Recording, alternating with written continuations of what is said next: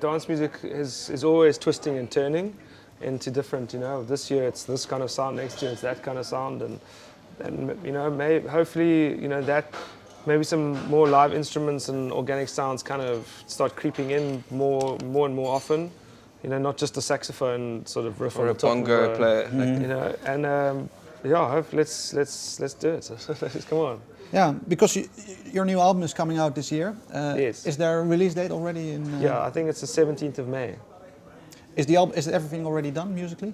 Nearly. Yeah, I think there's just done. some finishing touches we would like to do, and we've been, getting ready for our tour now. So when we get back, we'll sort of do the fine tuning of the album. It's called 3 Second Memory. The first single's already out. It's on iTunes. That's called Take Back Tomorrow.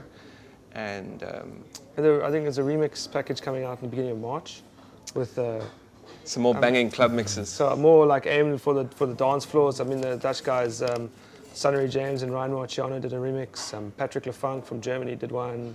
Danny Dove from England, and another German guy, Misha Moore.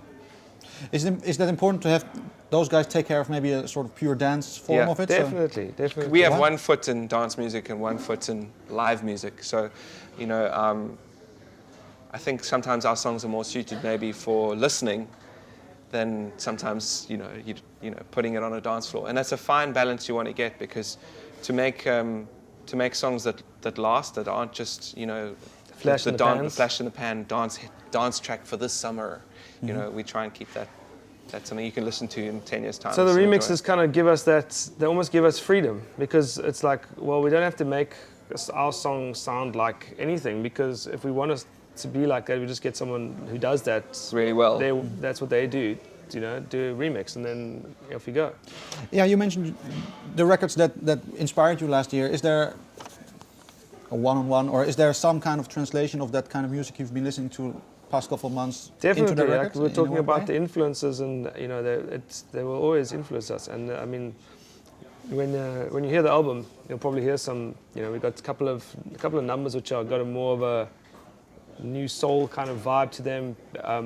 Maybe not as much overt jazzy kind of songs like we've done in the past, but still more kind of like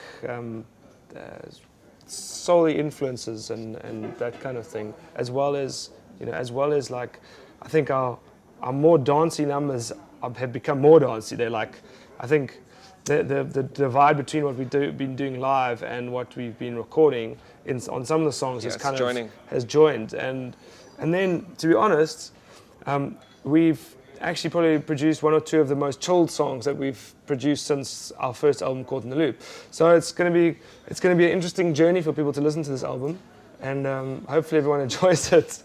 Yeah, is it because you mentioned also Lana Del Rey, and she has, from my point of perspective, a little bit of a also melancholic vibe to it. Is that something maybe that can be heard in your music, or will the core still be? Some of the tracks have got a bittersweet tune to them, flavor. It's not as dark as Lana Del Rey. I mean, Lana Del Rey does that stuff well, But she must have had some sad experiences. But I think like we said before about the uplifting. Our songs and the way we write are generally, the songs are either a little bit wacky, or they're a little bit, or they kind of got some sort of like uplifting message. We always like looking for sort of core like nubs of inspiration, and a lot of the time it'll be like a title, or it'll be the title of the song will come from that kernel of inspiration that caused the song to kind of arrive.